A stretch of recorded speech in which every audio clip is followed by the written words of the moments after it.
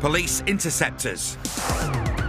Out in force in one of Britain's highest crime areas. He's lost it, he's at trash. Get him, quick, get him.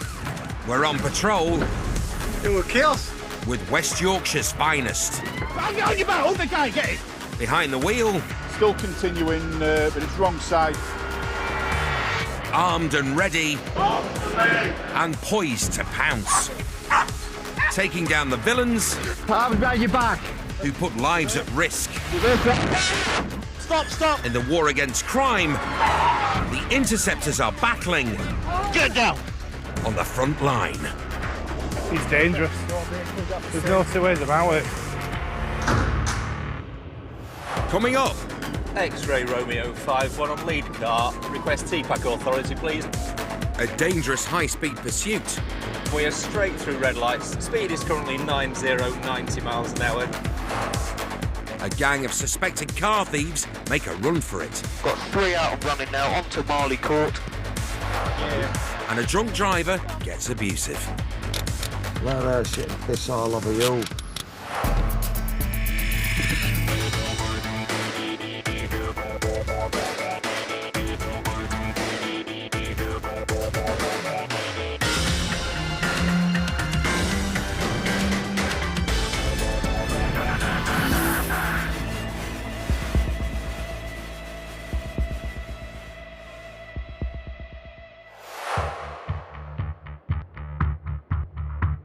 It's a warm summer evening, and Interceptors Steve Oliver and Michaela Scanlon are looking forward to the night's work. I love working the night shift. There's fewer vehicles on the road.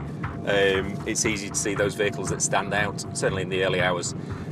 And then when it comes to sort of the fun side of policing, the pursuits and things like that, if there are fewer other people on the road, the chances of something going wrong are sort of fewer and further between.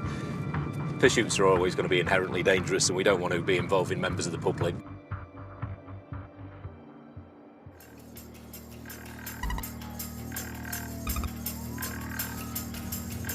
As their shift heads into the early hours, Steve and Michaela get a call to assist a colleague who's in pursuit of a stolen car.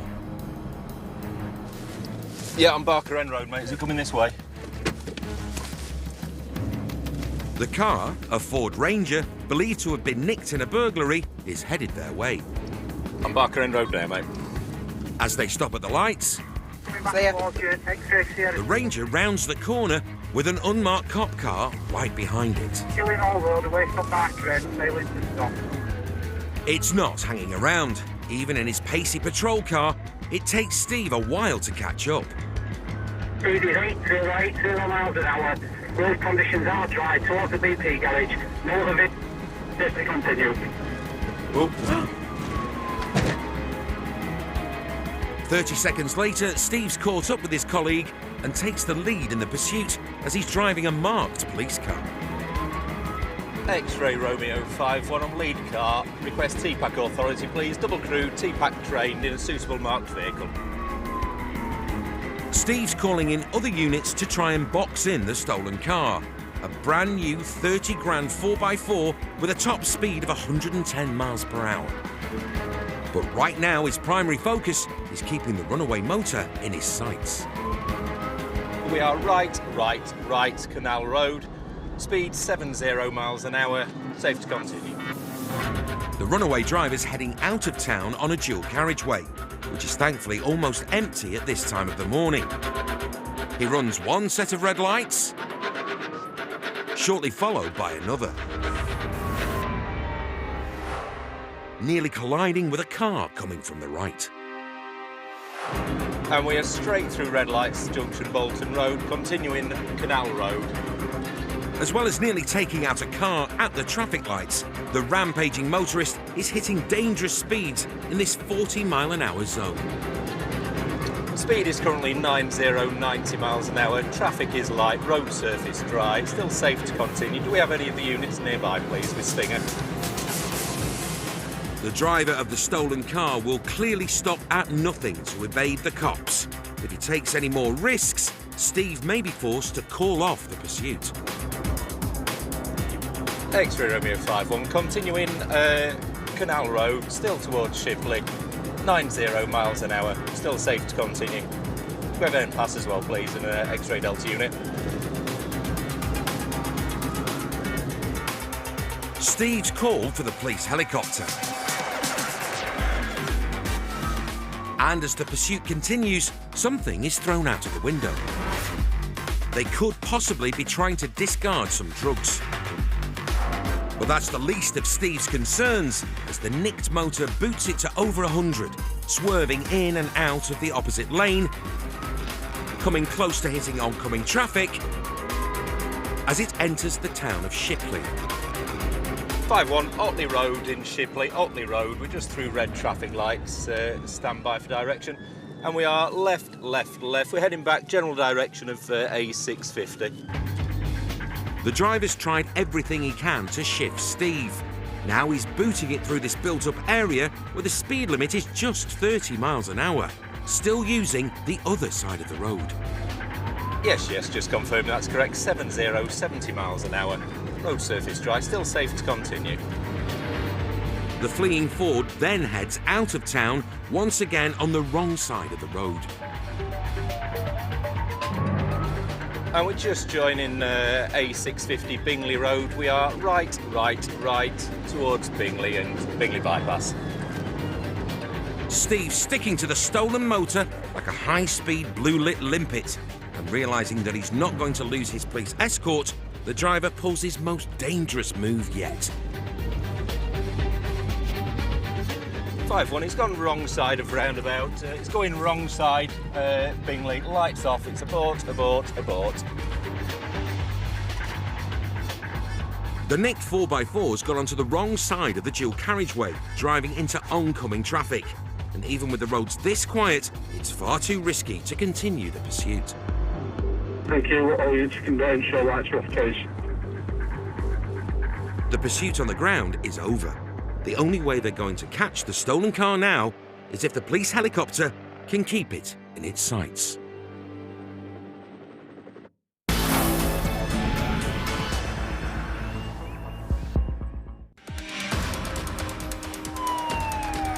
Interceptors Steve Oliver and Michaela Scanlon have been involved in a pursuit with a car believed to have been stolen in a burglary. X-ray Sierra 21 urgent. After speeding through the streets of Shipley, Speed is currently 90 miles an hour, traffic is light. and nearly taking out a car at a junction, Straight through red lights, junction Bolton Road, continuing Canal Road. the driver sped down the wrong side of a dual carriageway. It's going wrong side, lights off, it's abort. But even though the pursuit on the ground has come to a stop, the police chopper is tailing the stolen Ford Ranger from above. Yeah, from us, we are visual of the vehicle. It's still wrong side on the dual carriageway. We're just catching up with it. He's now coming off, on slip, stand by for direction. Steve's following at a safe speed, keeping tabs on where the car's going. Has he taken the first exit, please? He's at the roundabout, stand by for direction. Oh, is there? Yeah, which roundabout is that? Is it the one for Castlefields Industrial Estate or the next one? He's Keeley Road, just gone from Marley West, Marley Court, looking possibly for a decamp. Stand by. The car comes to a stop and 4 men get out. One makes a run for it, while the others stand around. Okay, I've got 3 out. We've just got back into the vehicle. Stand by. It's possibly going to move off again. They probably spooked by our noise. Having got back in, they now get out again, and all 3 leg it. Got 3 out and running now onto Marley Court. The trio has split up, and as he can't keep an eye on them all, the helicopter camera operator focuses on following the one he thinks was driving. A cop car arrives on scene just as he runs towards a canal. You've just gone past them. The driver has gone to your off side. It'll be your near side as you come back along that road, and 2 have gone to the opposite side, out towards Marley View. An officer is now on foot, trying to track down the driver. Okay, got an officer running up the road. Keep running. He's going to be on your right-hand side. If you turn right now, Into that, there's some trees ahead of you. He should be in there. That is the driver that's gone in there. But the officer on the ground can't find anyone. And past whereabouts in the trees is it? Last seen in those trees just there. But nothing escapes the Interceptor's eye in the sky. Stand by, we're just looking. He's possibly crossed the canal. Keep moving along where you are. Officer, stop, stop, stop. He is directly across the canal from you now, in the bushes, in the water by the look of it. Yeah, I can see him. Can we get somebody the other side of the canal? The runners swam across the canal in a bid to escape, but the cops are closing in. Yeah, he's climbing out of the water now. Okay, if I can have a unit, Morton Lane, please. Morton Lane, that brings you over to the other side of the canal. Suspect is now out and running. He's going towards Morton Lane. Units towards, please. X-ray Romeo 5-1, yeah, attending there. Morton Lane. He's still in the field. As Steve and other units approach, the runner makes another attempt to hide from the chopper. Okay, suspect has now crossed over Morton Lane. He's now going up what appears to be the driveway towards Morton Close Nursing Home. And we're partially lost visual with trees here, but he's still on that driveway, Morton Close. Then a cop car arrives. Unit, stop, stop, stop. He should be in front of you now. You should see him ahead of you on the driveway. And they finally got their man. 1 defend. Steve and Michaela arrive just as their colleague emerges with a soaking wet suspect. Stop there. Who's facing a long and damp trip to the cells. X-ray Romeo 5-1, there's one detained at Morton Nursing Home. Can we get a local unit with a van, please? He's drenched. While his colleagues deal with the soggy suspect, Steve and Michaela go to check out the stolen 4x4, which was dumped on the other side of the canal. Yes, can we jack up recovery, please, for the vehicle? I'm with it, junction Marley Court, Marley View. It's insecure, there's no keys with it.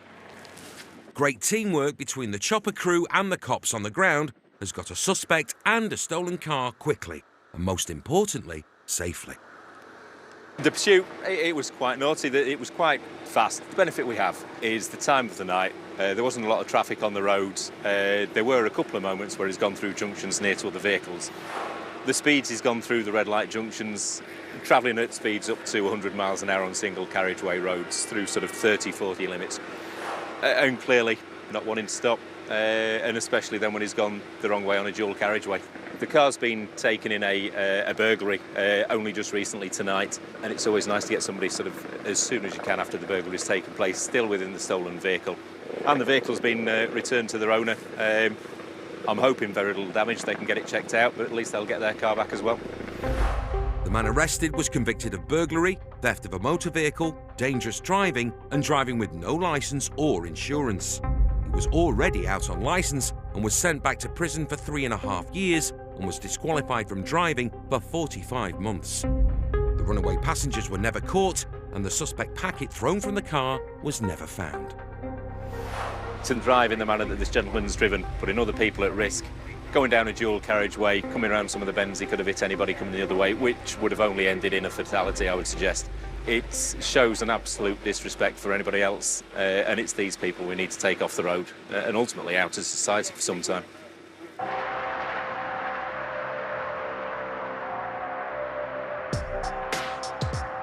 Every year, more than 70,000 motorists are caught drink driving. How much you had to drink? Nothing. You stink of it. Legal limit's 35. You've provided a sample of 92 at the roadside. You're now under arrest on suspicion of driving a motor vehicle while over the prescribed limit in relation to alcohol. And as the people who often have to deal with the aftermath, it's not surprising that the Interceptors have strong feelings on the subject. Drink drivers bring misery to roads. A lot of the mindset behind people who go out drink driving is they have no fear of getting caught. They think that they're going to get away with it. It might be, oh, I'm only going down the road. And I would say, well, you know, it's easy for you to walk. Taxis are cheap. We need to proactively get out there, stop drivers, get them breathalyzed, get them before the courts and get them off the roads. because I don't want to be the one that's knocking on somebody's door telling them that a son or daughter's been killed in a road traffic accident as a result of a driver through drink driving.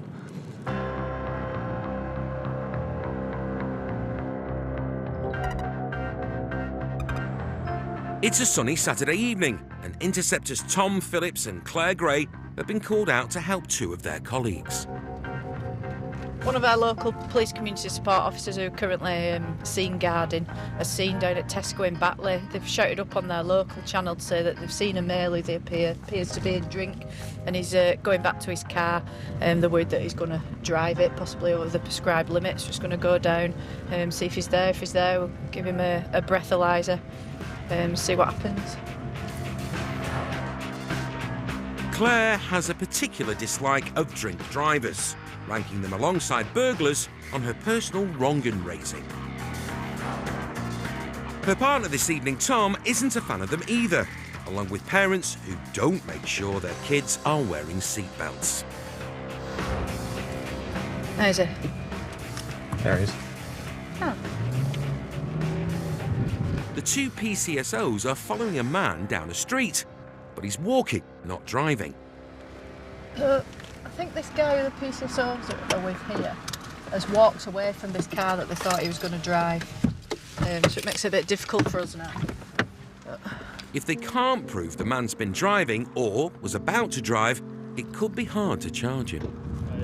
Hello, mate. You all right? What's going on, man? We're at a scene around the corner. Yeah. My colleague sees this gentleman pull up in a blue Citroen. C1. Smells alcohol in him. He notified an officer that's there that we're dealing with something else. Couldn't get through, and then it's down to you. Couple of pints. He comes back to the car. We start talking to him. He said he was just going to park it there. He's got beer on him. Dropped his cigarettes. Cool. Staggering, slurring. Come on over, sit in the back of the car, sir, and we'll get this sorted out. What's happening here? Just go with my colleague and we'll explain it to you. Come over here. Yeah. Come on. Oh, come on. Right. Just be careful crossing the road. Who's seen him driving? Me. I saw him, definitely saw him pull off. Jump in, I'm going to explain to you what's going to happen, OK? So you've just heard what our colleagues have said over there, that you pulled up in this car. I parked it up. You parked it up? I'm going to get some beer, I'm going home. Right. So they've obviously smelled alcohol on you. I could smell alcohol on you. Yeah, I've had some drink. And Right. So what's going to happen, because you've been seen driving a motor vehicle, I'm going to ask you to provide a sample of breath. Well, I'm over at limit, aren't I? Right, OK. I'll just get that out for you then. You know the problem is with me, right, is I've had a couple of times. Right, well the problem is, if you're going to drive, then the easiest thing to do is just not have anything. The colleagues there, why are they harassing me being smart? Drink driving, I'm take it seriously, isn't I'm it? sorry, the special bobbies, right, and they've just taken it over the top. I did no wrong. I pulled up, had a couple of Right. pints. But if you've pulled up and they can smell drink on you, then they're trying to do the job, aren't they? He's been caught on camera saying, I'm over at limit, you're going to get me. I'm over at limit. He said to me, I've done something stupid. So, but then he gets angry and says, you've got to prove it, because I was parking it. I was just parking it. Sound. He's been witness driving a car on a road. If he's over the limit, we'll have him for Section 5. As he's admitted driving and been witness doing so, if the man blows over, he'll be getting nicked. Keep going, thank you. Pull that little plastic thing off. That's a free gift from West Yorkshire Police. Cheers. He could also be getting a free overnight stay in the cells. No, it's over, isn't it? You know It's that. still thinking. OK, so you've blown 111. The drink drive legal limit in this country is 35. So at this moment in time, the time is 20:22. You're under arrest on suspicion of driving whilst over the prescribed limit of alcohol. Even though the man's blown more than 3 times the limit, which will mean a lengthy ban and a fine, he's more concerned about his dog. Do us a favour, take us round home and let me dog out. We're not going to be taking you round home to let a dog out. Put your arm over there. When she shits and pisses all over, I'll come and get you back. Let her shit and piss all over you. Wankers, man. I've done no wrong other than I came for a couple of bottles of beer. I didn't know I'd had that much. Right. Right, come on. There's quite a lot over, isn't it? So. This drunk driver still doesn't seem to realise the seriousness of his situation. Why have I got cuffs on, man? Right, because I don't know you I'm do. normal, I put handcuffs on everybody I'm not a I terrorist. arrest. I'm not a mad bastard. I'm not saying that you Or are. a kiddie fiddler. I don't like that. I'm not saying that I'm you are. normal. Though driving at more than 3 times the legal limits, a long way from normal. Breathalyzed him. He's blew 111, which is a magnificent reading, seeing as the legal limit's 35. He's been a bit argumentative. He's not very happy that the handcuffs are on. But so be it. So we'll go down to Dewsbury Police Station now, I think, from here, see what he blows on the intoxilizer machine, take it from there. Back at the station, the complaining driver does another test. Blow harder than that. Keep blowing, blowing, blowing, keep blowing, keep blowing. There we go. There we go. So you've provided us 2 readings, 81 and 82, so you are over. He was later convicted of drink driving and fined £451, including costs, as well as being banned from driving for 20 months. He might think that this is a waste of our time and we could be doing better things, but this is our bread and butter at the end of the day. This is exactly what we need to be doing, taking drunk drivers off the road who clearly have no respect for anyone else and other road users and have got very little sort of value of other people's life and safety. Essentially, his property that's going to be booked in are his car keys and beer. I mean, you couldn't summarise the offence of driving whilst over the prescribed limit better, could you? Still to come. Yeah, it's falling into a car park. We're going to have to put something on here. The cops get reverse rammed. Okay. No! Out! Now! Out! Get it open. A bus takes the wrong route under a bridge. Driver's taken us back to the depot. He's forgot he was in the bus and he's driving his car. And My unit, please, officer, asking for assistance. a blue light run to help a colleague in danger. An officer requiring urgent assistance. He must be struggling with somebody, but they require an ambulance urgently and urgent other units.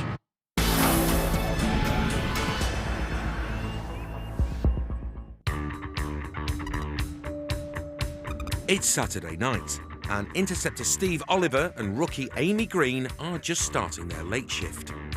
We are in tonight, one of the road traffic cars. It's a BMW 330D saloon.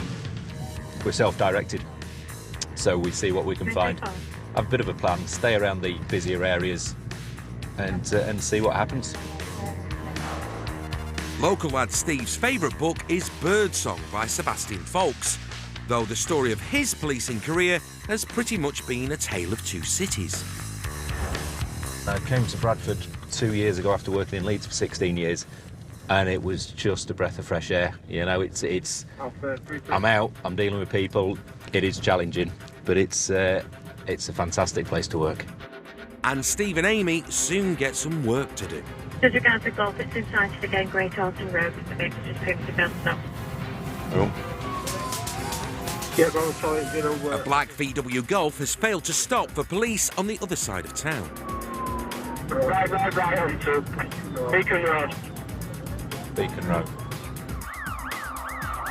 Another traffic car is in pursuit. Steve's racing to assist.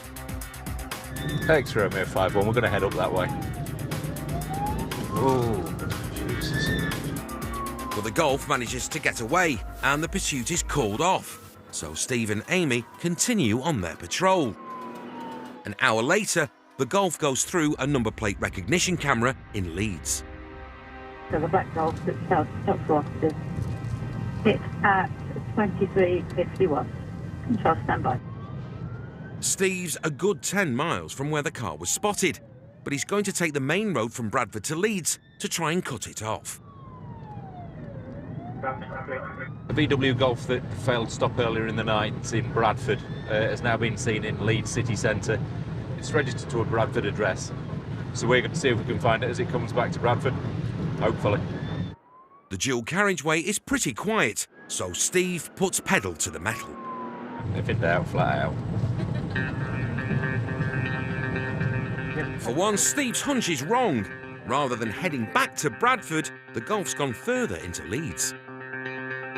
Leeds city centre is covered by CCTV, and the CCTV operators have managed to get the car on camera, so they're following it around Leeds city centre at the moment.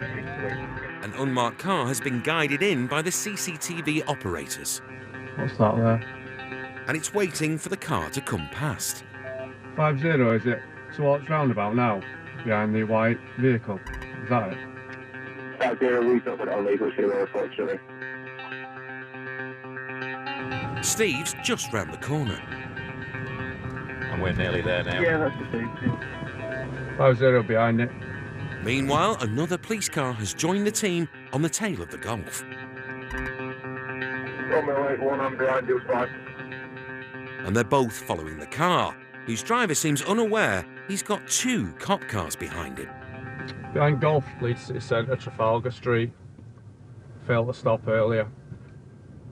Got 2 cars behind him. Yeah, it's pulling into a car park. We're going to have to put something on here. Steve and Amy get to the car park just as their colleagues start to block in the Golf. But once the driver realises he's surrounded, he reverse rams the police car behind him. But he's got nowhere to go. As the driver's rammed a cop car, Out! Out! Now, get it open. they're not taking any chances. Get that arm out. Get it out. Struggle then to stay there. They've got the driver and the front seat passenger, Fine Get that arm out. Now. who isn't keen on being cuffed. Stay there. Do you understand why? Just rammed the police car, mate. As well as the front seat passenger, there's also a woman in the back seat of the car. I've just spoke to my passenger. He's just been picked up from work and he was in the car when he took the chase. He was driving. So he was in the car when he's She was taken in the the chase? car. And she was as well? Yeah. Steve and his colleagues still aren't sure how much involvement the 2 passengers have had in the evening's events. Get him taken down. Yeah. Despite the damage he's caused, the driver's claiming he's done nothing wrong. Understand why you're under arrest? What dangerous driving? You've just driven to a police car for starters. How are reversing? What, away from a police officer telling you to turn the engine off and get out of the car? And then there's previous incidents from earlier as well that vehicles been involved in, so it's pertaining to driving for them. Well, That wasn't me. at the moment you're in it, your actions have caused you to be in this Yeah, position. well, who told him to park behind my car? Yeah, well, you can save it for your interview, can't you? Yeah, I will save it for my interview. I don't want to. With the driver locked up and no one injured despite his best efforts, You could just reverse it behind you. It'll take it out. it's been a good night's work for the Interceptors. The subject vehicle was seen. We've got enough vehicles here so that what we've done is, as you can see, get it tightly surrounded. It's tried to ram its way out, but because we've got everything on tightly enough, they've had nowhere to go. Minimal damage. I don't think there'll be any cars off the road.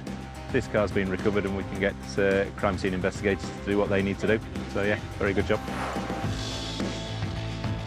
The driver's been reported for dangerous driving, causing damage to a motor vehicle, disqualified driving and no insurance. No further action was taken against either of the passengers.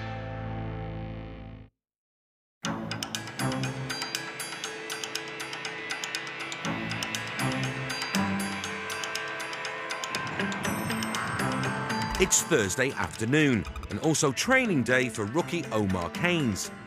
He's out on patrol and learning the ropes with seasoned veteran Steph Chuck. PC Keynes is on attachment with us. Every student officer goes through a week's attachment with various departments. This week it's his turn on the roads policing department. It's my job to teach him ins and outs of what we do and give him a flavour of what we get involved in and the types of jobs that we go to. Omar's ready for anything, but hoping for one thing in particular. Today, I'd like a pursuit, get the blood going a little bit, hopefully, at the end of it, catch them as well. We need to get that old adrenaline pumping, don't we? Yeah. 4 hours into their shift, they get a shout to help one of their colleagues. More units, please. More units, please. Officer asking for assistance. Runway 32 en route from Bingley. It's not the pursuit Omar was hoping for, but hearing a fellow officer needs help certainly gets your heart pounding. An officer requiring urgent assistance. They must be struggling with somebody. Need an ambulance as well. What for, please? Yeah. An officer in need of urgent assistance is the call all interceptors dread. Every unit in the area has been dispatched to help. I'm trying to tase someone. Yeah, that's all. Try to tase somebody. Elderly people's property down the hill from Newtown. heard on the radio that somebody's got some lacerations. Yeah. Potentially tried to be tasered, but I don't think it's worked. Don't know what's going on just there yet, but they require an ambulance urgently and urgent other units. He's just got 2. Steph and Omar are soon on scene. There. I can't see much more than that. Other officers are already there. Sir, says you've got your gloves. Yeah. He's covered in blood, yeah? All they know is someone's covered in blood. But as they get to the back of the house, they see it's a suspect, not a police officer. Omar's got some gloves, so he takes hold of the injured man's arm. Come here, take it. Yeah. Get off. Just keep it up as high as you can. Are you alright with it? Yeah. What's happened? He just pegged it. He's His ex-missus's house. Okay. He just ran off. We've chased him. Yeah. Yeah. He's fallen. Right. Through a table or through a load of furniture through here. Right. We then run off back down there. Yeah. Try to taser him. It's not. You have, right, okay. You can see barbs have gone in, but he just ripped him straight out. Has he? Right. And then we just managed to get him on floor. Okay, no bother. The man's hand is in a real state. Omar wants to know what's gone on. Picture room. How's this happened then? All officers. Because I tried jumping over that stupid fence because I didn't want to get nicked. What would you get arrested for there if you hadn't done out? I don't know. So why'd you run? Because I don't know. Picture Romeo 3-2. All officers on this incident are in order. Gentleman does have quite a lot of blood coming out of his hands. There's a chap here who's run away from his partner's house. We don't know why he's run away from the property, but in running away he's tried to jump over a fence. It's a spiked fence, and he's caught his hand on the fence, which has ripped open the skin on one of his fingers right down to the bone. So it's in effect like a flap of skin that's just flapping about. A lot of blood loss. Looks a lot worse than what it is, but it will need some stitches and surgery, and he will have a permanent scar. This moment in time, he's not under arrest. We just need to establish what's gone on, but our main priority is to see to that injury that he's got. Well, the suspect's main priority is to protest his innocence. But I have actually run off for now, haven't I? Well, at the moment, I don't know. There's no reason for me to be arrested, actually. Well, so if you're saying you want done out, then... No, I think actually there's no reason for me to be arrested. Oh, we'll see, won't we? I actually ran for no. I actually shit myself because I ran for no. That's what... Try to keep it as still as you can. My finger's well hurting. Alright, well, hopefully we're going to get your first aid kit. It's coming now. Nasty cut, that, mate. Nasty. He's going to need some stitches, lad. Yeah. I just want some water. I feel like I'm going to pass out. Under there as well. An ambulance is on its way, but Steph does his best to patch the man up and stem the bleeding. Have some water, please. That's it. And despite the man's pleas for a drink of water, they can't let him have anything. Nothing by mouth till paramedics say so. Right, keep that above your head. Keep it above your head like you have been doing. Please, let me just go snap tap. No. Ambulance get you. If you need to have surgery, you can't have out to eat or drink. Have some water, I'll tell you. But that's for your own benefit, though. I'm not under arrest, so you've got no rights over me from getting me a drink. Health, that's why we're not letting you drink. Yeah, well, This seems to be a domestic incident that's got out of hand, though the man does eventually calm down. Go on. Oh, it's sore. Oh, it's sore, all right, lad. Definitely a major injury, that now. A few minutes later, the paramedics arrive to give him a proper checkup, along with an officer to tell him what he's been arrested for. She said you've been outside shouting, swearing and banging on the windows. No. So is that a reason to arrest me? Yes. Section 5 public order offence. Are you being serious? I'm going to be arrested for that? Yes. But I ain't got no. She rang me up and told me. She got me to come out of the house. Are you going to come and get back ambulance? I'll come in ambulance. Are you being serious? She said that. So Come on. can I please speak to her? No. Banging up windows? A chap's been locked up for a public order offence. He's been kicking off at his girlfriend's house, that's what we've established. So local units have arrested him, and we'll take it from there. His main priority now is to get him to hospital and get his injuries seen, and we can deal with any offences later. The man was taken to hospital where his wounds were treated. After an investigation, no further action was taken in relation to the Section 5 public order offence. Coming up, Bridge strike. A broken bus causes chaos. We're just getting in touch with the bus company just to see if they can come down and arrange some sort of recovery, because it can't obviously stay there. And what's your date of birth? A bogus birth date leads to laughter. How old are you? Well, 61.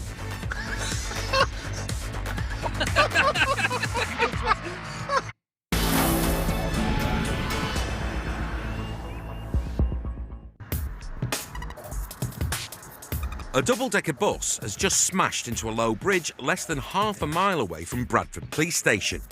Interceptors Richard Clark and Tom Phillips are first on scene. Is he alright? Bus driver. Is he alright? Is there, yeah. Have you been up on top deck? No. Can I just get in, mate? Yeah, of course you can. The bus driver's still on board and needs to answer a few questions. I'd finished work, I was on my way back, and then my mind switched off. I went into autopilot because I take this route in my car to work. Bridge strikes like this aren't uncommon. There are more than 2,000 every year in the UK, and thankfully the driver was the only person on board. Bridge strike. Driver's finished his duty, dropped his last passengers off in Wyke. He's taken this back to the depot, and by his own account, he's forgot he was in the bus and he's driving his car. Fortunately, nobody on it. However, we'd have been looking at fatalities here all day long. No one has been hurt, but the bus is a write-off, and the crash has meant surrounding roads are closed. Also, the railway line on the bridge it hit has been out of action for over an hour. Network Rail are already here, they're happy with the bridge, so it'll be a clean-up job, I think. Given the severity of the smash, the driver's going to be breathalyzed and given a proper grilling. How long have you been driving buses for? 12. 12 years. Would you say that you're an experienced driver? Yeah. How many hours of sleep do you think you had last night, roughly? So I was in bed for about 11. Probably took an hour to fall asleep, so that's 7 hours. So what sort of speed do you think you were doing? I think it was just been under 30. In your own opinion, who do you feel is to blame for the collision? Me, obviously. Okay, so it's just a deep breath in and then one long continuous breath out. Keep going, keep going, keep going, keep going, keep going, keep going. Stop, that's it. Thank you. 0 at 17:32. Blown 0 on breath test, which is good, which is what you expect, obviously, as someone who's driving a public bus. So, yeah, that's about it. At the moment, we're just getting in touch with the bus company just to see if they can come down and arrange some sort of recovery, because it can't obviously stay there. The one positive in terms of the damage is that with the roof being completely off, the bus can be driven out from under the bridge, rather than having to be put on a recovery truck, which will get the roads reopened a lot quicker. So you're going to spend more time loading it on to go to a mile? Just drive it. Just drive it out, it's clear. There's only those sticking up. And all they'll do is just do that, won't they, every time they hit one? Ding, ding, ding, ding. All the damage is done now, just might as well drive it out. The depot of that bus company is literally top of that hill. So we'll just follow it up under escort, one at front, one at back. Saves a massive recovery operation. And then get sweeping brushes out. With a new driver dispatched from the depot, it's time for the moment of truth.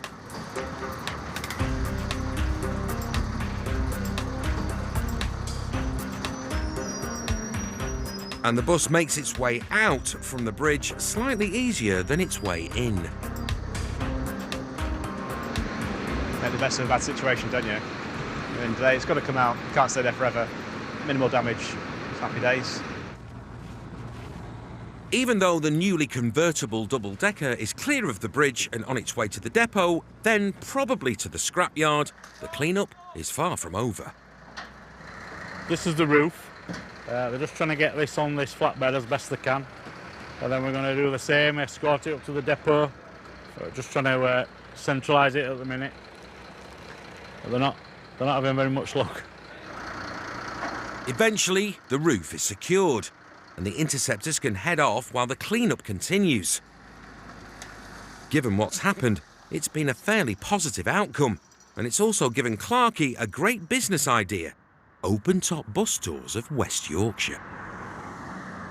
So, the next time I go to London and I go on an open-top bus tour, I might bring the idea to Bradford.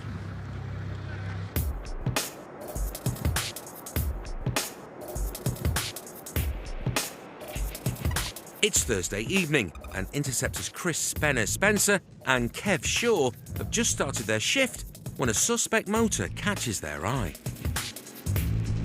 There's a car there, it's insured, but it's insured so just in Walsall.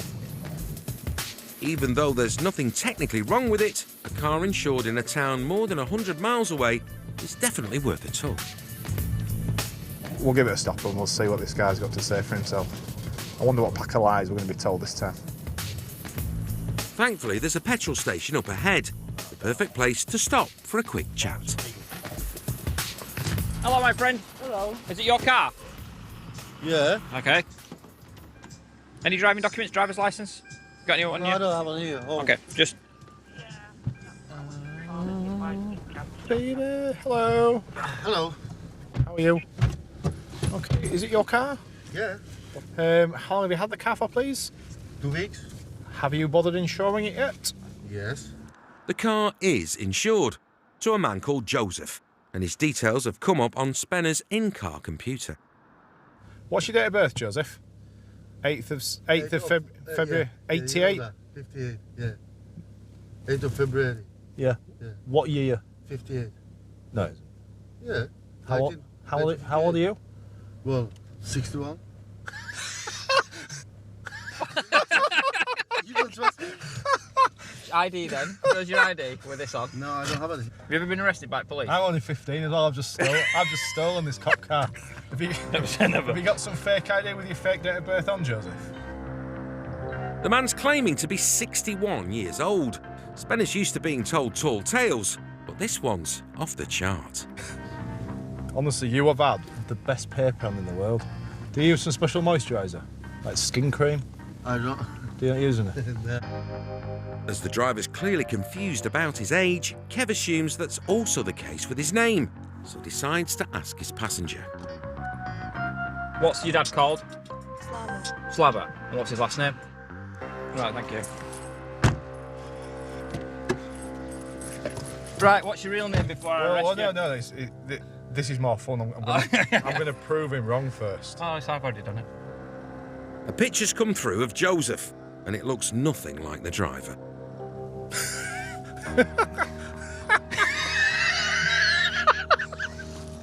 Right, what's your real name before I arrest you? What's my dad? Yeah, well, can't see family resemblance, but if you grow a tash, you're probably getting it somewhere near it. I don't want to arrest you because it's actually quite funny. That's the worst attempt at trying to lie ever. My dad, because I know that you're not insured. It's not all my name. The driver, who isn't insured, has borrowed the car from his 61-year-old dad, who is. But driving with no insurance is no laughing matter. You will have to go to court at some point. Court? Court, yeah. Why? Because you have no insurance. So you will receive a fine and points on your driving licence. The vehicle is going to be taken off you. Your dad can have it back when he produces some insurance at the police station. I very apologise for that lying, guys. Don't worry. It was a very amusing lie, so... It's cheered us up, and it's the start of the shift. Aren't you? There you go. That's all done for you. All right. See you later. The man and his passenger will have to find another way of getting to their destination, and he'll also have to work on his fibbing technique. I enjoy being lied to like that because that's almost too easy. We haven't really had to work for that. Bless him. You have to try. He's tried. He's just not tried very well. The man was charged with driving with no insurance. He's currently awaiting his day in court. On the plus side, he's got Spenner's shift off to an amusing start. It's 11 o'clock at night, I'm tired, and I was grumpy thinking, oh, I've got to work all night. That's cheered me up now. So I never know, fingers crossed we'll have a nice night now. I'll be able to chuckle about that in early hours at morning when I'm feeling tired. It's the small things, it's simple things, please simple people, so I'm happy. And the Interceptors are back next Monday at 8. 2 great new series start tonight on Channel 5. 43 teenagers get a rude awakening in Raw Recruits. Squaddies at 16. At 10, that's after Chris Tarrant embarks on a new extreme railway journey from Vienna to the roof of Europe. Hairy ascents to incredible vistas after the news headlines.